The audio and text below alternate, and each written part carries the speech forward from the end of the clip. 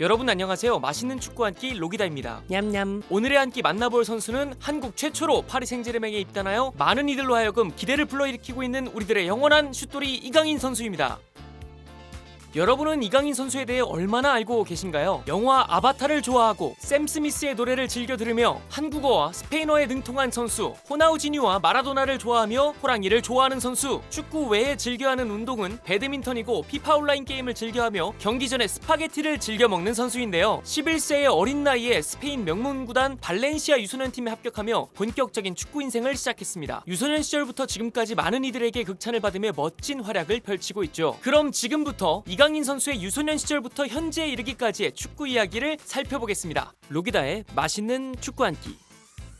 나라라 슛돌이 방송에 나오면서 동시에 인천 유나이티드 유스팀에 입단해 실력을 키워나갔습니다. 당시 인천 유나이티드의 U12팀 멤버의 연령대는 10에서 13세까지였는데 불과 만 6살의 나이로 월반하여 본인보다 6살가량 많은 선수들과 함께 훈련을 받은 거죠. 최연소의 나이로 천재성을 인정받은 이강인은 인천 유스클럽인 플라잉스 FC에 소속해 뛰다가 2011년 1월 스포츠 매니지먼트사와 볼프스부르크, 샬케, 풀럼, 포츠머스, 비아레알, 발렌시아 등 유럽팀 입단 테스트를 받았고 가장 관심을 보인 발렌시아에 2011년 7월 입단하게 됩니다. 이때 이강인 선수의 부모님은 낯선 타지 생활을 처음에는 반대하셨다고 하는데요. 국교가 가톨릭인 스페인이 마음에 들었고 발렌시아에서 아버지의 태권도장 사업을 도와주기로 하면서 발렌시아 입단을 결심하게 되었다고 하네요. 발렌시아 입단 이후 토렌트 대회, 마요르카 국제 축구 대회 MVP로 선정되며 대활약을 펼쳤고 2013년 블루 BBVA 대회 득점왕을 수상하고 베스트 7에 선정되기도 하였습니다. 이렇게 좋은 활약을 펼치다 보니 맨유, 바이에른 뮌헨 등 다양한 빅클럽에서 러브콜을 보내왔고 이강인을 붙잡기 위해 발렌시아는 이강인 가족의 생활비 전액 지원을 약속하며 2013년 6년 계약을 체결했습니다. 이후 2015년 로케타스 데마르 대회 MVP, 2016년 발렌시아주 16세 대표팀으로 선정되어 준우승에 기여, 2017년 국제 청소년 축구대회 U20 부문에서 발렌시아 팀 준우승을 이끌며 대회 MVP를 수상하는 등의 대활약을 펼쳤습니다. 특히나 국제 청소년 축구대회의 경우 세르히오 부스케츠, 하메스 로드리게스, 다니엘 알베스 등 세계적인 선수들도 MVP를 받으며 거쳐갔던 대회였기에 많은 사람들이